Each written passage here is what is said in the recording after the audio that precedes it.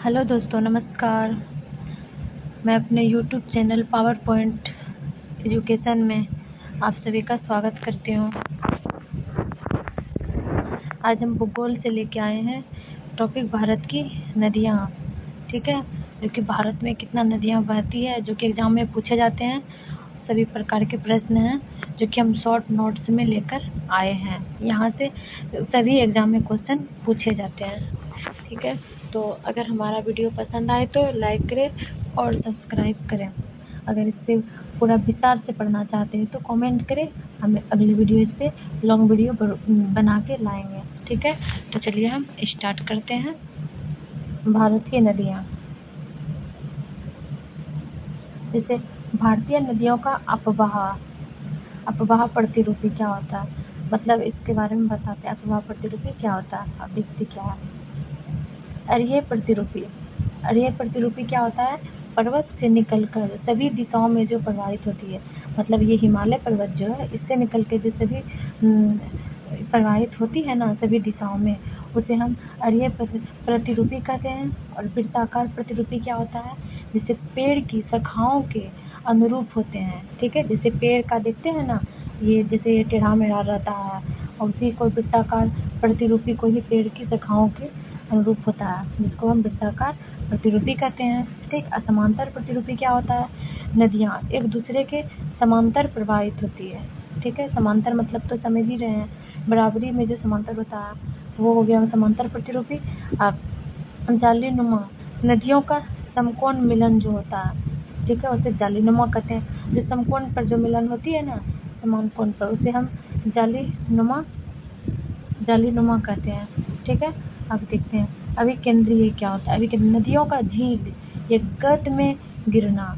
ठीक है, नदियों का झील ये तो गत में गिरना ही अभिकेंद्रीय कहलाता है। ठीक है, तो चलिए अब हम विस्तार से पढ़ते हैं।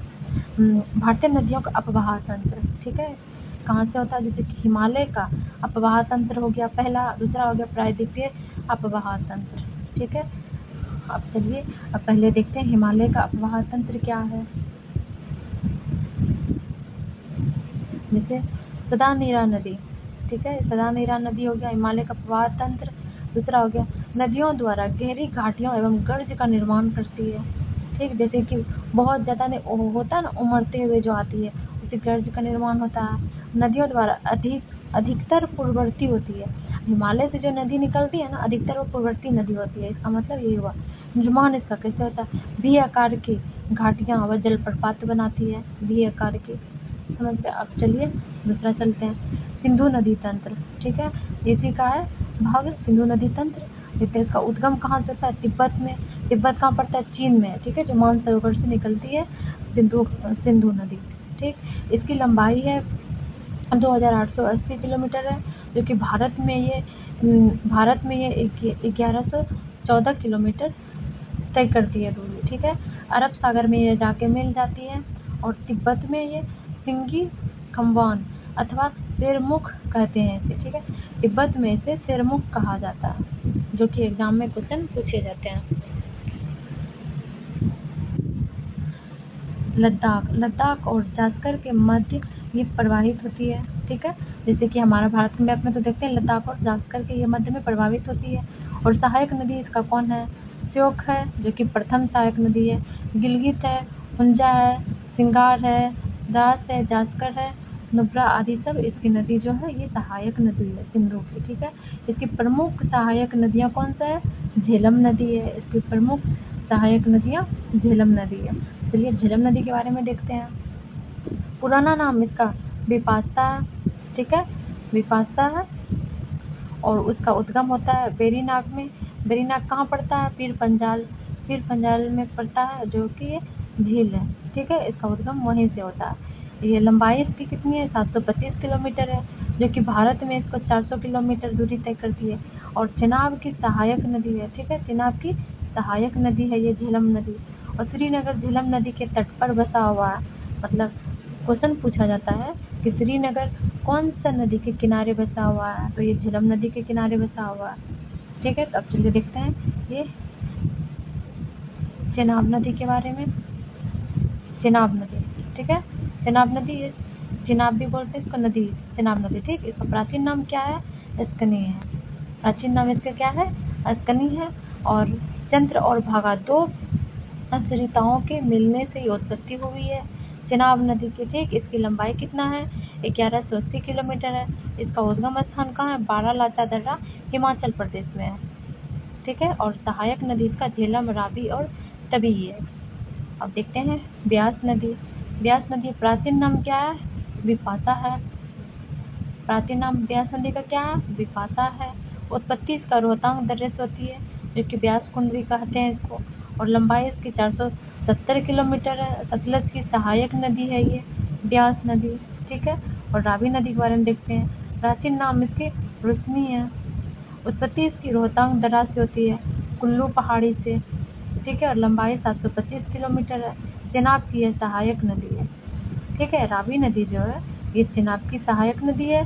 भारत और पाकिस्तान के बीच ये सीमा पार नदी है। क्वेश्चन पूछा जाता है कि भारत और पाकिस्तान के सीमा पार नदी कौन सा है? तो ये रावी नदी है। ठीक है, तो चलिए दोस्तों आगे हम देखने का कोशिश करते हैं। सतलज नदी प्राचीन नाम क्या है? सतुद्री है। ठीक है, सतुद्री है इसकी सतलज नदी का प्राचीन नाम। उद्गम कहाँ हुआ था इसका? रक्तताल में हुआ था, जो कि तिब्बत में लांगचेन खंबात में पड़ता है। यह एक पूर्ववर्ती नदी है। लंबाई इसकी 1500 किलोमीटर है, जो कि भारत में इसका 1050 किलोमीटर तय करती है दूरी। सिंधु की सबसे बड़ी सहायक नदी है ये। ठीक है, सतलज नदी जो है वो सिंधु की सबसे बड़ी सहायक नदी है। सिप किला दर्रे से भारत में ये प्रवेश करती है। इसके किनारे पर गुरुद्वारा या लालपुरी साहिब स्थित है। ठीक है, गंगा नदी तंत्र। अब देखते हैं गंगा नदी तंत्र क्या है। गंगा नदी तंत्र भारत का सबसे बड़ा अपवाह तंत्र है। ठीक है, कुल क्षेत्रफल इसका कितना है? 8.6 लाख वर्ग किलोमीटर है। ठीक है, कुल क्षेत्रफल इसके। अब देखते हैं गंगा नदी के बारे में। इसके पहले हम यहाँ देखते हैं सिंधु जल संधि। ठीक है, सिंधु जल संधि जो हुई थी वो 1960 में हुआ था, कराची में। ठीक है, कराची में होता है। मध्यस्थता विश्व बैंक से किया गया था। पानी का बंटवारा था। ठीक है, सिंधु जल संधि क्या था? पानी का बंटवारा था, जो कि किस नदी के बीच में, किस दो देश के बीच में होता है? पाकिस्तान और भारत के बीच में। ठीक, इसमें क्या था? सिंधु, झेलम और चिनाब नदी जो है ये 80% पाकिस्तान यूज करेगा, इतना उपयोग करेगा पानी, और 20% भारत करेगा। ठीक है, और फिर वही देखा जाए 3 नदी, जो कि रावी, ब्यास और सतलज। इन तीनों नदी का पानी 80% भारत उपयोग करेगा और 20% पाकिस्तान करेगा। ठीक है, अब यहाँ तक देख लिए। अब चलिए आगे चलते हैं। हम पढ़ रहे थे गंगा नदी। ठीक है, गंगा नदी का उद्गम गोमुख के निकट गंगोत्री हिमानी से हुई है। ठीक है, लंबाई इसका कितना है? 25 किलोमीटर, जिसे हम बोल सकते हैं 2525 किलोमीटर। ठीक, प्रारंभ में भागीरथी नाम से ये प्रसिद्ध है। ठीक, यमुना सबसे बड़ी सहायक नदी है इसकी। गंगा की जो सबसे बड़ी सहायक नदी वो यमुना नदी है। ठीक, इसका राम गंगा प्रथम तथा महानंदा सबसे अंतिम सहायक नदी है। मतलब गंगा की जो प्रथम, वो राम गंगा प्रथम था तथा महानंदा सबसे अंतिम सहायक नदी है। जैसे आप देख सकते हैं यहाँ विष्णु प्रयाग है। ठीक है, विष्णु प्रयाग यहाँ पे जैसे हमारा अलकनंदा और धौली गंगा मिलते हैं तो ये विष्णु प्रयाग बनते हैं। ठीक है, विष्णु प्रयाग बनते हैं। फिर अलकनंदा प्लस पिंडार नदी मिलते हैं तो कर्ण प्रयाग बनते हैं। ठीक है, और अलकनंदा प्लस मंदाकिनी मिलती है तो रुद्र प्रयाग बनता है। उसके बाद अलकनंदा और भागीरथी मिलता है तो देव प्रयाग बनता है। ठीक है, देव प्रयाग के बाद जो गंगा निकलती है उसे हम गंगा के नाम से जानते हैं। ठीक है, अब इसके आगे हम देखते हैं क्या है। गंगा हमारी कहाँ पे? बंगाल की खाड़ी में आके गिरती है। ठीक है, जो कि हम डायग्राम से बता दिए। ठीक है, ये यहाँ से आती है बिहार से होते हुए झारखंड की एक साहेबगंज जिला को छूते हुए ये हमारी बंगाल की खाड़ी की तरफ चली जाती है। बंगाल की खाड़ी में जाके ये गिर जाती है। ठीक है, तो चलिए हम अब आगे देखने का कोशिश करते हैं गंगा नदी तंत्र। ठीक है, ये गंगा नदी तंत्र का तो जो बता दिए हैं। अब देखते हैं यमुना नदी। ठीक है, यमुना नदी के बारे में। उद्गम इसका यमुनोत्री से हुई। हिमनद, ठीक है, इसका बंदरपुछ श्रेणी से, ठीक। यमुना नदी जो है इसका उद्गम हुआ यमुनोत्री से, जो कि हिमनद है। अब इसको कहाँ है, बंदरपुछ श्रेणी से है ये, ठीक। लंबाई इसका कितना है, 1375 किलोमीटर है, ठीक है, 1375 किलोमीटर है, जो कि संगम, ये तो मुहाना बोल सकते हैं इसका गंगा है, जो कि ये प्रयागराज उत्तर प्रदेश में मिलती है, ठीक है। और सहायक नदी क्या है, सहायक नदी इसकी चंबल है, सिंध है, केन है, बेतवा है, टोस है। और यमुना का अधिकांश जल सिंचाई के लिए उपयोग होता है, ठीक। चंबल नदी मध्य प्रदेश के महू या तो मालवा पठार से होता है, ठीक है। और चंबल अपनी उत्खनन भूमि बेललैंड स्थलीकृति के लिए प्रसिद्ध है, ठीक है। अब इसका आगे देखते हैं क्या है। चंबल की सहायक नदी कौन है, पार्वती, काली, सिंध, ठीक है, इसकी सहायक नदी है। और कर्क रेखा के उत्तर में ये प्रवाहित होती है, जैसे हमारा कर्क रेखा है उसके उत्तर में ये प्रवाहित होती है। महत्वपूर्ण तथ्य देख लेते हैं क्या है, हमारा इधर छूट गया महत्वपूर्ण तथ्य, इसमें हम देखते हैं क्या है। दिल्ली रिज क्या है, सिंधु एवं गंगा नदियों के बीच जल विभाजन हुआ उसे दिल्ली रिज कहते हैं। गंगा ब्रह्मपुत्र बेसिन क्षेत्र, जो कि 10 डिग्री नॉर्थ से और 30 डिग्री नॉर्थ अक्षांश के बीच में स्थित है, ठीक है। यमुना नदी के हेडवाटर के लिए प्रमुख वाटर रोड बंदरपुछ ग्लेशियर है, ठीक है। इतना तक तो चलिए समझ गया। अब देखते हैं रामगंगा के बारे में। रामगंगा नदी क्या है, रामगंगा नदी का जो हमारा उद्गम है वो गढ़वाल पहाड़ी से है, ठीक है, जिसका जुदाटोली पर्वतमाला से ये निकलती है, ठीक है। लंबाई इसकी कितना है, 696 किलोमीटर है। संगम, ये तो मुहाना गंगा नदी है, जो कि कन्नौज के निकट पड़ता है, ठीक है। गंगा की पहली सहायक नदी है ये, रामगंगा जो है ये गंगा की पहली सहायक नदी है। और सहायक नदी कौन है, खो, अरिल, गगास इत्यादि है, ठीक है। और अब गंडक देखते हैं। गंडक नदी जो कि बिहार में पड़ता है, ये दो धाराओं का, जैसे काली गंडक प्लस त्रिशूल गंगा के लिए मिलने से है, ठीक है, मिलने से होता है। और उद्गम इसका नेपाल धौलागिरी से व माउंट एवरेस्ट के बीच में होता है इसका उद्गम। लंबाई इसका 425 किलोमीटर है, जो कि भारत में है इसका लंबाई 425 किलोमीटर है, ठीक। अब आगे देखते हैं क्या है। घाघरा नदी, इसका उद्गम कहाँ हुआ है, घाघरा नदी का उद्गम कहाँ हुआ, मापचा चुंगो हिमनद में, ठीक है। लंबाई इसका कितना है, 10,080 किलोमीटर। मुहाना या संगम कहाँ है, गंगा नदी, जो कि बिहार के छपरा में पड़ता है। सीरा पानी नामक गहरे गड्ढा है, जो कि 180 मीटर का निर्माण करती है गड्ढे, ठीक है। सहायक नदी इसका है शारदा नदी, एक काली नदी, एक काली गंगा, ठीक है। और ये क्या, टीला, सेठी, बेरी सब जो है इससे सहायक नदी है। इसके बारे में देखते हैं। शारदा नदी, जिसे सरयू भी बोला जाता है, ठीक है। शारदा नदी को जो है इसको सरयू नदी भी बोला जाता था, पहले बोलते थे। इसका उद्गम कहाँ हुआ, मिलान हिमनद नेपाल में। लंबाई क्या है, 602 किलोमीटर है। नेपाल में गौरी गंगा इसको बोला जाता है। भारत नेपाल सीमा के साथ इस प्रवाह होती है, ठीक है। भारत नेपाल सीमा के साथ ये प्रवाह होती है, ठीक है। इसे अभी सरयू नदी भी बोला जाता है, शारदा नदी को सरयू नदी भी बोला जाता है, ठीक। चलिए हम अब कोसी के बारे में पढ़ते हैं। कोसी नदी, ठीक है, जो कि बिहार की अपवाह नदी है, जो कि बहुत ज़्यादा क्षतिग्रस्त करती है बिहार को, ठीक है। बिहार में सबसे ज़्यादा बाढ़ लाने वाली नदी है कोसी नदी। एक पूर्ववर्ती नदी, ठीक है, यह एक पूर्ववर्ती नदी है, जो कि इसका उद्गम तिब्बत में होता है। लंबाई इसका 730 किलोमीटर है। ये तिब्बत में मुख्य धारा अरुण है। अरुण नदी से मिलने से सप्तकोसी का निर्माण होता है। जब अरुण नदी मिलता है तो ये सप्तकोसी नदी बनता है। बिहार का शोक इसे कहा जाता है, ठीक है, शोक कहा जाता है इसे बिहार का। सहायक नदी इसका सोन कोसी है, दूधकोशी है, इंद्रवती है और यरु है, आदि है इसका। ठीक है, चलिए आगे देखते हैं सोन नदी। ठीक है, सोन नदी देखते हैं क्या है। सोन नदी उद्गम इसका अमरकंटक की पहाड़ी से होता है। मोहना या संगम इसका गंगा है, जो कि पटना में आके ये मिलती है। लंबाई इसका 780 किलोमीटर है। सहायक नदी इसका कोयल है, रिहंद है। ठीक है, और अब पुनपुन नदी देखते हैं। पुनपुन नदी उद्गम इसका झारखंड के पलामू जिले से होती है। लंबाई इसका 200 किलोमीटर है। संगम ये मोहना गंगा है। ठीक है, जो कि फतवा पटना में आके ये मिलती है। आदि गंगा की ये संज्ञा है। ठीक है, और देखते हैं अब गंगा से संबंधित क्या है।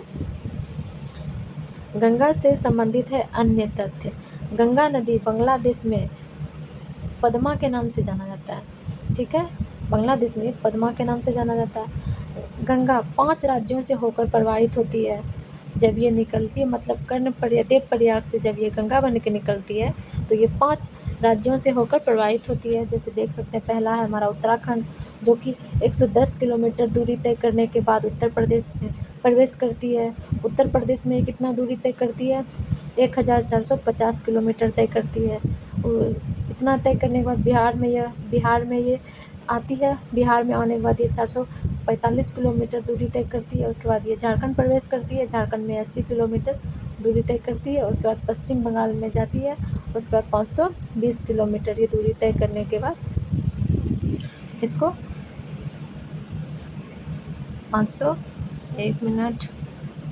पश्चिम बंगाल में ये 520 किलोमीटर दूरी तय करती है। ठीक, अब देखते हैं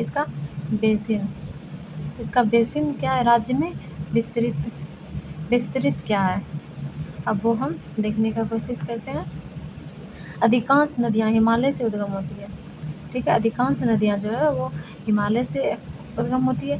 कुल क्षेत्रफल, ये प्रवाह क्षेत्र क्या है, 6,51,334 किलोमीटर स्क्वायर है। ठीक है, जो कि भारत, चीन तथा बांग्लादेश में विस्तृत है। ब्रह्मपुत्र नदी द्वारा इसे हिमालय की पूर्वी सीमा का निर्माण करती है। ठीक है, ब्रह्मपुत्र नदी द्वारा ये हिमालय की पूर्वी सीमा का निर्माण करती है। अब ब्रह्मपुत्र नदी के बारे में देखते हैं क्या है ब्रह्मपुत्र नदी में।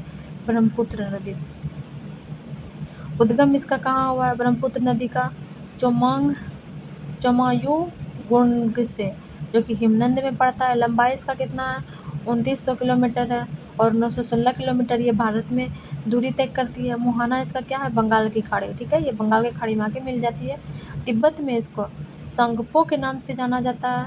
नामचा बरवा के निकट गहरे महाखंड है। ठीक है, इसको नामचा बरवा से यू टर्न का निर्माण करती है। ठीक है, नामचा बर्मा से ये जो भारत में प्रवेश करने से पहले ये जो है ये नदी ब्रह्मपुत्र नदी ये यू टर्न से इसे होके निर्माण करती है। ठीक है, जो कि ये यू आकार बना के भारत में प्रवेश करती है।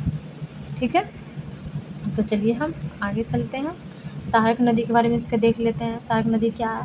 सहायक नदी बाईं तरफ से जो है इसका सहायक नदी ये है दिबांग है, लोहित नदी है और धनश्री है और बुद्धि दिहांग है। ठीक है, ये दाईं तरफ से है ये ब्रह्मपुत्र नदी का जो मिलती है दाईं तरफ से, उसका नाम बताएं। बाईं तरफ से, अब ये दाईं तरफ वाले का नाम बताते हैं। ये है सुबनसिरी है, जो कि सबसे बड़ी सहायक नदी है ब्रह्मपुत्र की। कामेंग है और मानस है, संकोरा है और तिस्ता है, जो कि बांग्लादेश में है। ठीक है, ये दाईं तरफ से मिलने वाली थी ब्रह्मपुत्र की सहायक नदी और ये बाईं तरफ से मिलने वाली थी ब्रह्मपुत्र की सहायक नदी। ठीक है, ब्रह्मपुत्र के अन्य नाम क्या हैं वो देख लेते हैं। ब्रह्मपुत्र के अन्य नाम क्या है? अरुणाचल प्रदेश में इसे दिहांग कहा जाता है ब्रह्मपुत्र को, और असम में इसे ब्रह्मपुत्र कहा जाता है। बांग्लादेश में इसे जमुना कहा जाता है। ठीक है, अब अन्य तथ्य देखते हैं क्या है ब्रह्मपुत्र नदी के बारे में। ब्रह्मपुत्र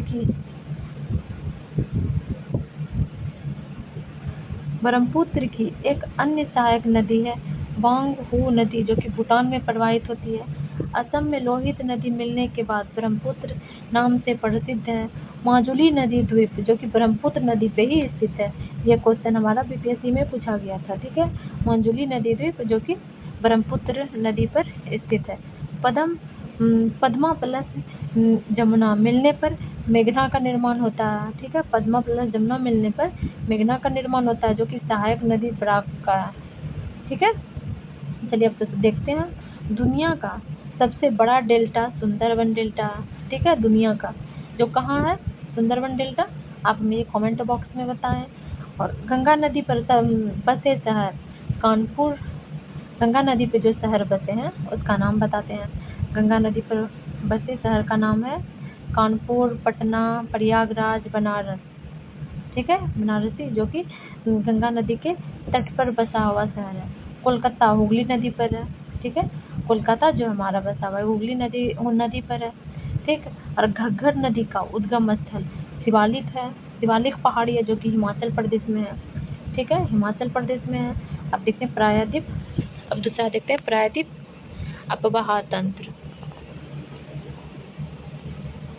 प्रायद्वीप अपवाह तंत्र देखते हैं क्या है। सुनिश्चित मार्ग की नदियां हैं, ठीक है। सुनिश्चित मार्ग की नदियां हैं। दूसरा क्या मौसमी नदी जो कि वर्षा पर निर्भर रहती है, जो कि विस्पर्श का निर्माण नहीं करती है, ठीक है। विस्पर्श का निर्माण नहीं करती है। भ्रंश घाटी से ये प्रवाहित नदियां हैं। आरंभिक टर्सरी काल की है ये, ठीक है। प्रायद्वीप जो प्रवाह है ये टर्सरी काल की है। बंगाल की खाड़ी में गिरने वाली नदी है। बंगाल की खाड़ी में जो नदी गिरती है उसका अब हम नाम देखते हैं क्या क्या है। जैसे महानदी हो गई, महानदी का उद्गम कहाँ होता है सिंहावा पहाड़ी से, जो कि रायपुर छत्तीसगढ़ में पड़ता है। लंबाई 451 किलोमीटर है। जल ग्रहण क्षेत्र कितना है 1.42 लाख वर्ग किलोमीटर है। अपवाह क्षेत्र इसका मध्य प्रदेश है, छत्तीसगढ़ जो कि 53% प्रवाह करता है, और उड़ीसा जो कि 47% प्रवाह करती है। सहायक नदी शिवनाथ है, सहायक नदी शिवनाथ है जो कि हंसदेव है। भांडे इस जोक ओक तेल आदि से सहायक नदी है। अब दामोदर नदी के बारे में देखते हैं। इसका उद्गम छोटा नागपुर पठार में होता है। लंबाई इसकी 592 किलोमीटर है। मोहना हुगली नदी है सहायक नदी इसका। बोकारो बोकारो बराकर कोनार है। बंगाल की शौक इसे कहा जाता है। दामोदर नदी को ये बंगाल का शौक नदी कहा जाता है। ये बंगाल में भारी बाढ़ लेके आती है। ब्रंश घाटी में ये प्रवाहित हो जाती है, ठीक है। ब्रंश घाटी में ये प्रवाहित होती है। और ये गोदावरी नदी क्या उद्गम स्थल इसका कहाँ है गोदावरी नदी का उद्गम स्थल क्या है नासिक महाराष्ट्र में है, ठीक है। लंबाई इसका कितना है 1465 किलोमीटर है। जलग्रहण क्षेत्र कितना है 3.13 लाख वर्ग किलोमीटर है। और अपवाह क्षेत्र महाराष्ट्र है जो 49% मध्य प्रदेश को करती है, ठीक है। इतना महाराष्ट्र 49% और मध्य प्रदेश को भी करती है। दक्षिण गंगा के नाम से ये प्रसिद्ध है। दक्षिण भारत की दक्षिण भारत की सबसे लंबी नदी है। यह क्वेश्चन भी बीपीएससी में पूछा जा चुका है।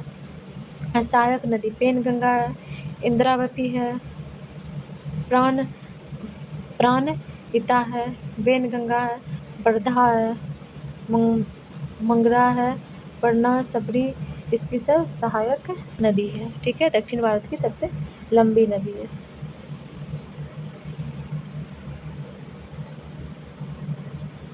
अब देखते हैं आगे कृष्णा नदी का उद्गम कहाँ है महाबलेश्वर से है।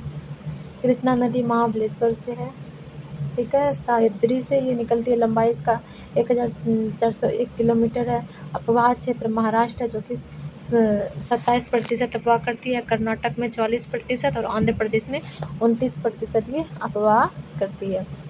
सहायक नदी कोयना है, तुंगभद्रा है, भीम है, घाट प्रवाह है, मालप्रभा, मूसी, दूधगंगा, मुंडरू, बेंता, डिंडी आदि सभी इसकी सहायक नदी है, ठीक है। कावेरी नदी के बारे में देखते हैं। उसका उद्गम ब्रह्मगिरी पहाड़ी से हुआ है जो कि कोगाडू कर्नाटक में है। लंबाई इसकी 800 किलोमीटर है। अपवाह क्षेत्र इसका कितना है 81,155 वर्ग किलोमीटर है। नदी की द्रोणी क्या है केरल है जो 3% है, इसको अपवाह बोला जाता है। और कर्नाटक 41% है, तमिलनाडु 56%। सहायक नदी इसका कौन है हेमावती है, काबिनी है, भवानी है, सिमरा है और अमरावती है, ठीक है। दक्षिण भारत की ये गंगा कहलाती है। सिमसा सिमसा नदी का देवरा दुर्ग पहाड़ी से ये दक्षिण भाग से इसका उद्गम होता है, ठीक है। और ये सदा नीरा नदी है जो कि एकमात्र दक्षिण की नदियों में से है, और तमिल में ये पूर्वा के नाम से भी प्रसिद्ध है, ठीक है। तमिल में से पूर्वा के नाम से ये प्रसिद्ध है। और अन्य नदी क्या है, वैतरणी नदी जो उड़ीसा के झोर से पठार से उद्गम होता है। ब्राह्मणी नदी जो उड़ीसा के कोयले प्लस शंख नदी के मिलने से कोयल प्लस शंख नदी के मिलने से उद्गम होता है।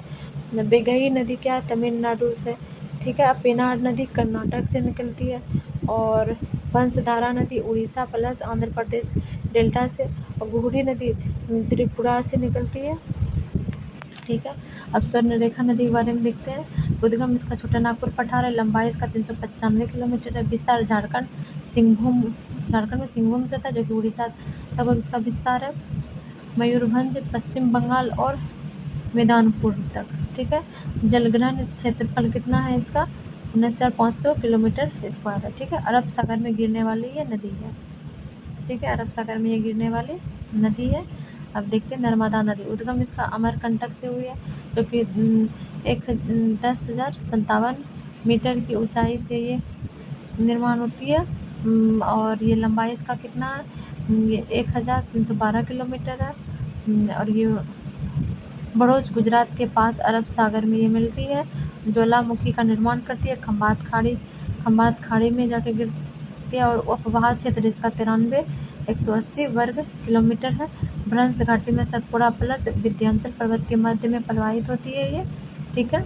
नर्मदा नदी असहायक नदी इसका क्या है, और संग तवा स्वक्कर हटनी अकुलार नदी आदि है। लूनी नदी क्या है, लूनी नदी, अब देखें लूनी नदी के बारे में।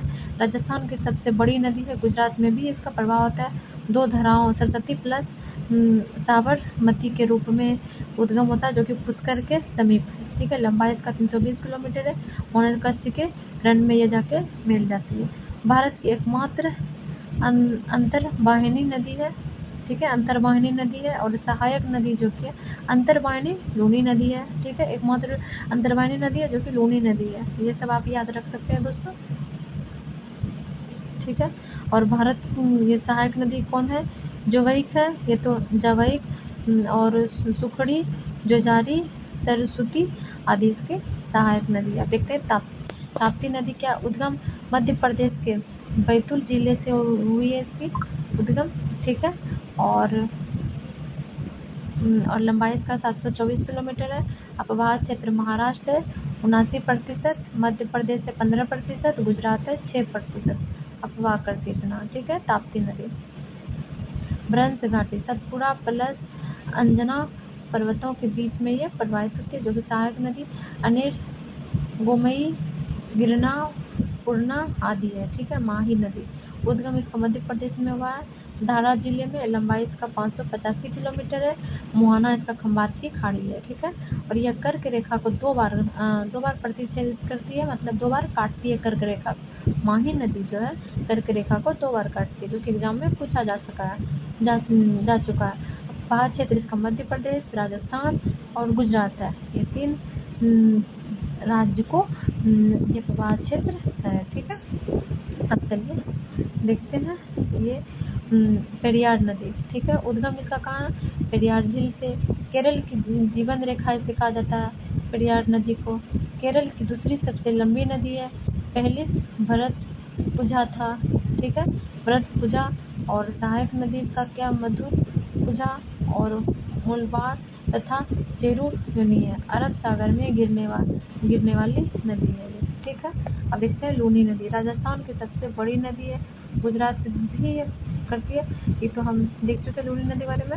अब ये देखते हैं साबरमती नदी के बारे में। उद्गम इसका अरावली पर्वत में है, उदयपुर राजस्थान में। लंबाई इसका 371 किलोमीटर है। मोहना खंबात की खाड़ी है। अपवाह क्षेत्र राजस्थान गुजरात है। अरब सागर में गिरने वाली अन्य नदियां हैं, वैतरणा नदी जो कि महाराष्ट्र में नासिक जिले में, और शरावती नदी जो कि कर्नाटक के शिवमोगा जिले से अपवाहित करते हैं। अब पावना नदी जो कि केरल में वेम्बनाड झील से मोहना का होता है।